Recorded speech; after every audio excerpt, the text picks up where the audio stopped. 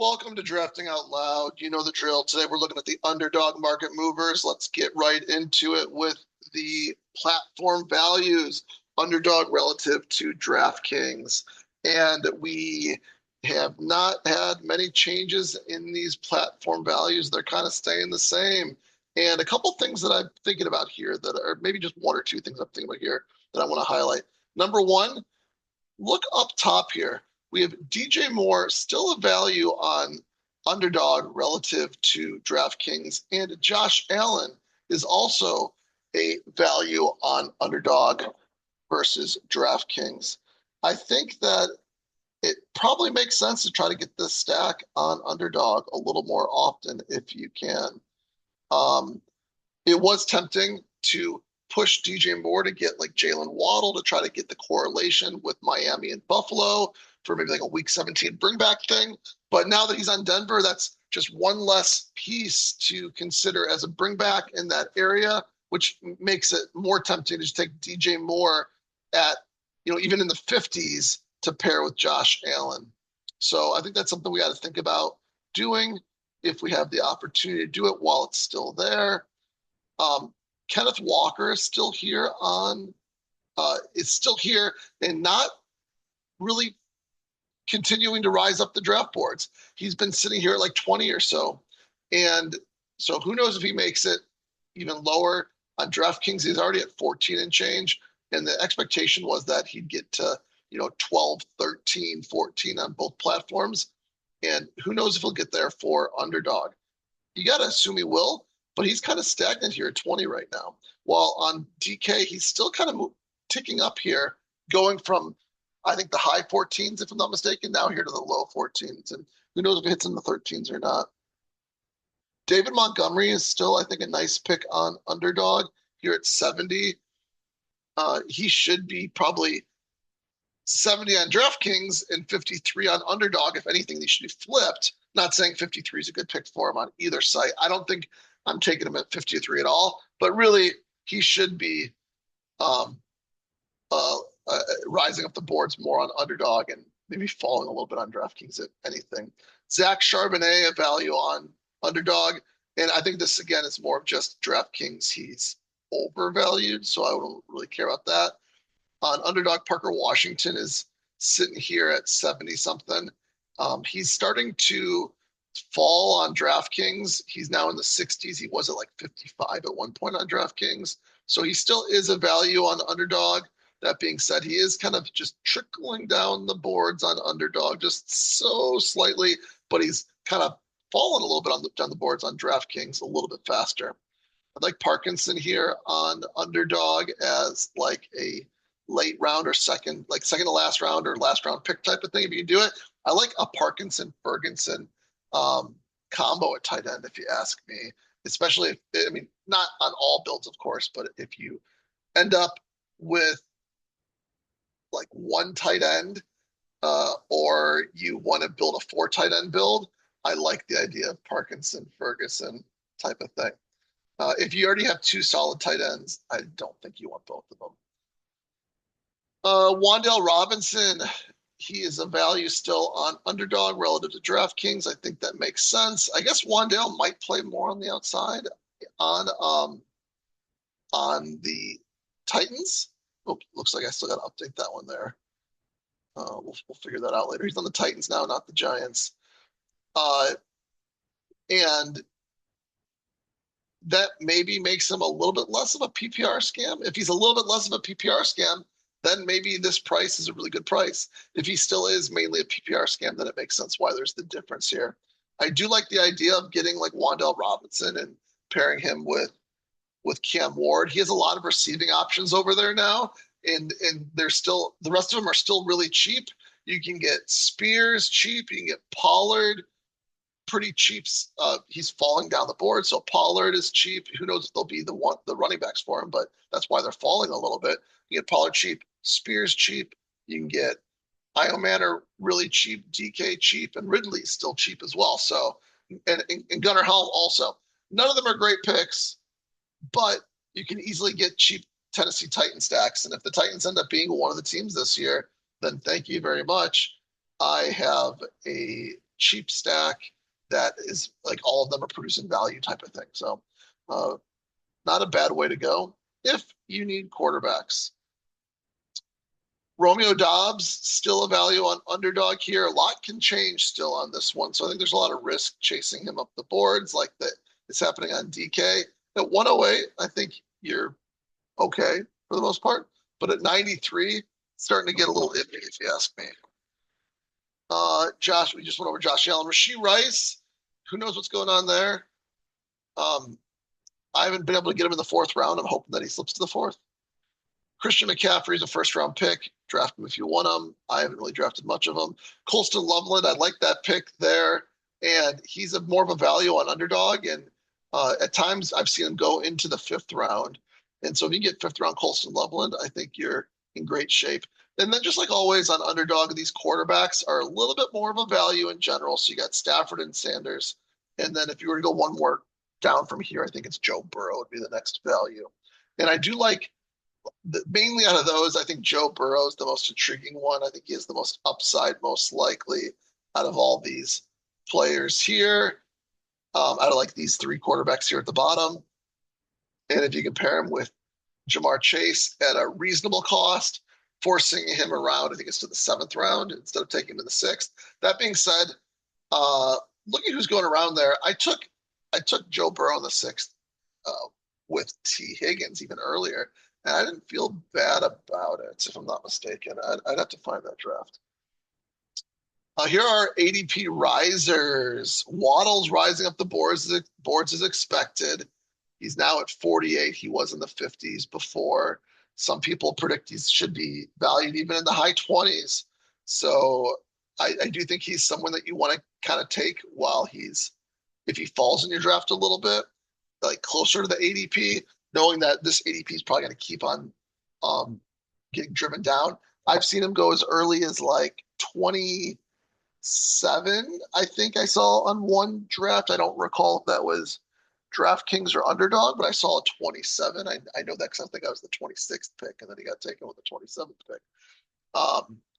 So if you can get him around 48, I think that's awesome. I took him at 44 in a draft, again, because I expect him to get into the 30s most likely. And if I can kind of get him at a spot that kind of makes sense, I think it's good. I don't know if I like it. I don't like it, actually, I don't think. But I kind of compared him to like a Jameson Williams, where he could have crazy spike weeks in some instances if he's used as like a deep ball threat. There's other instances where he becomes the number one and gets it all. There's also the risk is that he is the number two and he gets rotated in and out like a number two on a Sean Payton offense, which wouldn't be good at all. And that's a huge risk. I mean, I don't know about a huge risk, but that's the risk there. And so I don't want to be out on him. But I don't think the reward is there to like be pick number 27 with him. But I could be wrong. So I'm going to take him as he goes up the board and make sure I have, a decent percent of him as I go through. I don't need to be overweight, but I don't want to be at zero either. Christian Kirk rising up the board now that he's signed with San Francisco. And is the other one on here? Darnell Mooney still rising up the board because he signed with the New York Giants. Hollywood Brown rising up the board here, becoming an actual draft pick potentially at 233 because he signed with Philadelphia. So, and then Dallas Goedert rising up the board because he actually signed his contract with Philadelphia. I guess he's not a wide receiver though. So, but a bunch of wide receivers rising up the board because they just signed with someone. This Malik Neighbors one threw me for a loop right here. So that's why I paused here for a second. These are fine picks. I think if you have a San Francisco stack going, that's fine. I don't think he's someone you need to take. But San Francisco's throwing the ball a lot, so there's an option there for him in the slot. Malik Washington could be the number one in Miami. He might not be though. But if you can get him late when you need a wide receiver, I think it makes sense. A lot can change there. And then Darnell Mooney if you can get him here, I think it's fine, but he seems to be going earlier than this in most drafts that I've been seeing.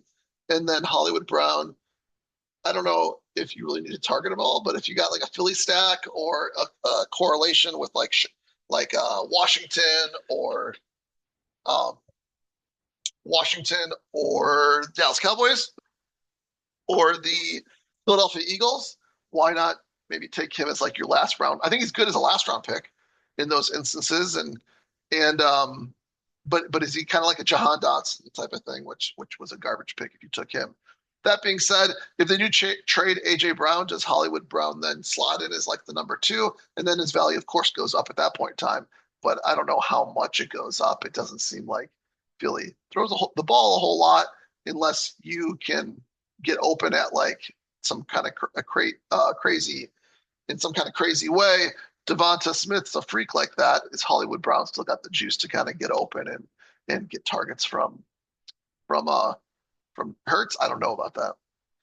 And then we have Justin Jefferson rising up the boards. Uh, he might surpass like Amon-Ra or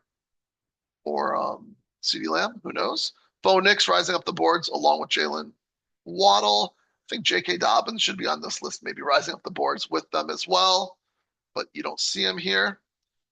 Let's see who else we want to talk about. Let's look at the running backs here. Chris Rodriguez rising. There's David Montgomery's rising a little bit again here. He was kind of stuck as a value. His value might get squeezed here on Underdog eventually now that he's rising up the boards a bit. So maybe it is a last chance on Montgomery here if you can get him in the 70s. I don't think I've ended up with much Montgomery. It's not because I haven't tried at this point. He just hasn't fallen to me, I don't think. But Chris Rodriguez, David Montgomery, Emmanuel Wilson, and then Ollie Gordon I snuck down here at the bottom. And these are players that have run into new spots or have a new opportunity potentially. Like there's the trade talk potentially with Achane. Miami's saying they're not going to trade him, but I don't know why they wouldn't. I think it's rather ridiculous to hold on to a running back on a team like that. Trade him for something, a first round pick if you can get it, I guess. So if they do trade him, which would make the most sense, then Ollie Gordon maybe becomes a valuable pick at that point in time. So I don't mind Ollie Gordon towards the end. He was going like in the 19th round in a DK draft that I was in. Chig rising up the boards still, and I think he's a good pick here if he's the number one tight end in Washington, especially because they don't have a ton of targets in Washington.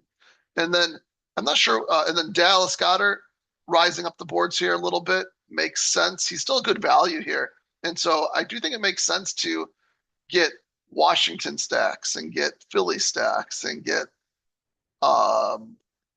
what was the other one that we were saying? Get Washington stacks, Philly stacks, and then get Buffalo stacks because of the value there. And then Javonte Williams is rising up the board. I'm not sure why. Not someone that I'm really intrigued with at this cost at all. I have paired him like once or twice, I think, with like George Pickens or something like that. When he falls more towards the end of the fourth round. But I haven't been overdrafting Javonte Williams, and I don't think I'll be wrong to not overdraft him. We got our fallers here, and all these fallers most of the fallers make a lot of sense here. We got all the Denver receivers. Troy Franklin falling, Courtland Sutton falling, Pat Bryant falling, Marvin Mims falling. So they're all here at the top of the board. We also have receivers for where are they? I guess just one on here for the Titans falling also. So these are all receivers that have had someone come in and is going to take their spots, or most likely take their spots, and so they're falling down the board. So it makes a lot of sense. I still think there's value in these Denver guys if you can get them late enough. I don't know if there's value at 179 and 175 or 70, but I think if they fall enough, there's value. I've seen some people say 100 for Courtland Sutton. I was thinking later in the 70s maybe made sense for Courtland Sutton. That being said, one thing I've just been thinking about a little bit is if you compare Cortland Sutton versus now the Pittsburgh guys and a Mike McCarthy offense, which one do you want more there? And if that's a question, then that kind of maybe means that Sutton does have to fall further, or the Pittsburgh's guys got to rise, or some kind of combination of both. So that's something that I'm gonna chew on some and think about. On DK, I did have an opportunity to get like I said, Waddle at 44, and I ended up actually taking Cortland Sutton at like 70, whatever it was. I think it was like 77 or 74, 77, something like that. And just because I didn't think there was anyone else that I definitely needed to take, but I think I need to think about that more about some of the other wide receivers after him, and should some of them be pulled up more, and should Sutton be dropping down the boards more. Let's see who else is on here that's falling. Nakua falling just because he used to be 2 point something. Now he's 3.4. Basically, he's slotting in as the number 3 or 4 pick on the board on like every single draft. You almost never see a draft where it's some combination of Robinson Gibbs first and second. JSN also falling down the boards, I guess, just a little bit. I don't think you need to think much about these ones. That being said, I don't ever feel great about taking Jackson Smith and Jigba at that number 5, although I have, or no, even at number 6. Like, not sure who is going to come out on top at the end of the year between JSN, CMC, Jonathan Taylor, CeeDee Lamb, Amon Ra. Like, who knows? And then Justin Jefferson.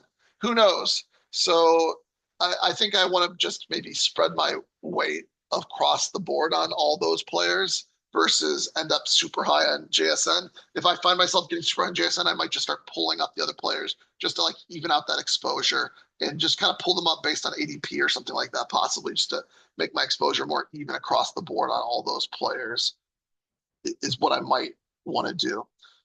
Theo Johnson falling. I think he's a fine like last round pick. Michael Penix falling, and some of the stuff I've read says Michael Penix is going to be they want him to be the starter by the end of the year, and so I kind of like that pick there. And I like the idea of potentially grabbing both Atlanta quarterbacks if you have a Atlanta stack, or if you just need break glass type of thing.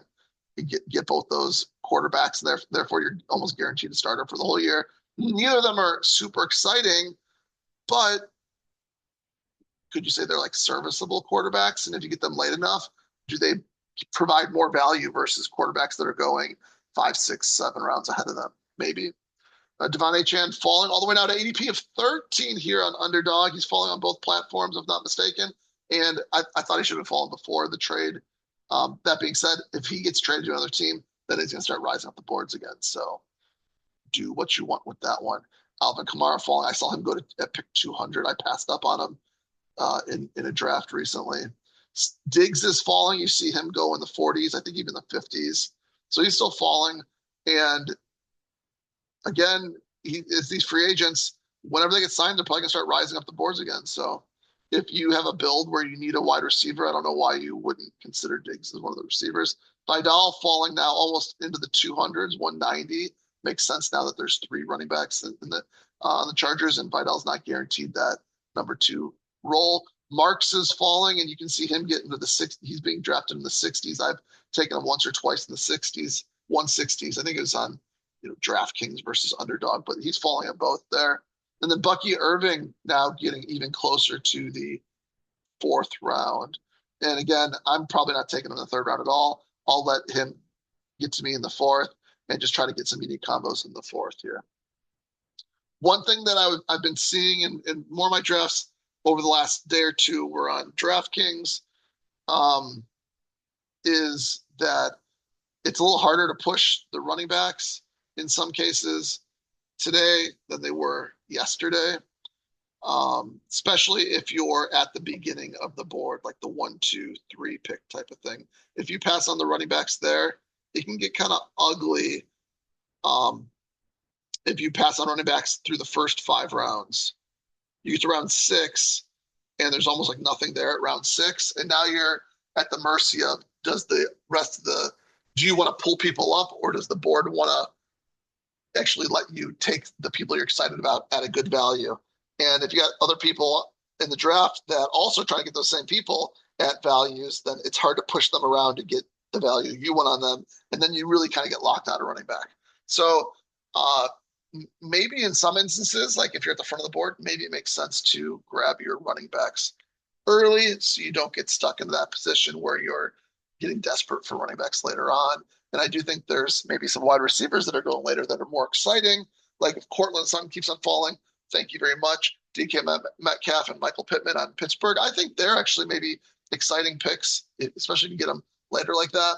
And so maybe you start building out some Aaron Rodgers stacks if Aaron Rodgers comes back, and maybe they pass more, and then that gets kind of exciting potentially as a thing. So there you go. The actionable things we're going to do here is maybe try to grab some of these quarterbacks. Like I said, Josh Allen, Hurts, and and um, and I can't think of the Jaden Daniels, because they either have platform values or there's players on their team that are rising that we can grab. And then we still want to try to grab some of these running backs as they're still rising the board, but we maybe want to be a little more cautious about it because we don't want to get stuck missing out on everyone and really just kind of panicking on running back. Dallas Goedert at 130, I think, is awesome value. Think about how he was used last year. Like towards the goal line, they just kept on giving him these, weird, whether they were running plays or little toss, like a little shovel pass plays or whatever it was. So there you go. Let me know what you think, and let me know what your strategy is, and I'll see you on the next one. And that's probably when I'm doing the draft. See ya. Peace.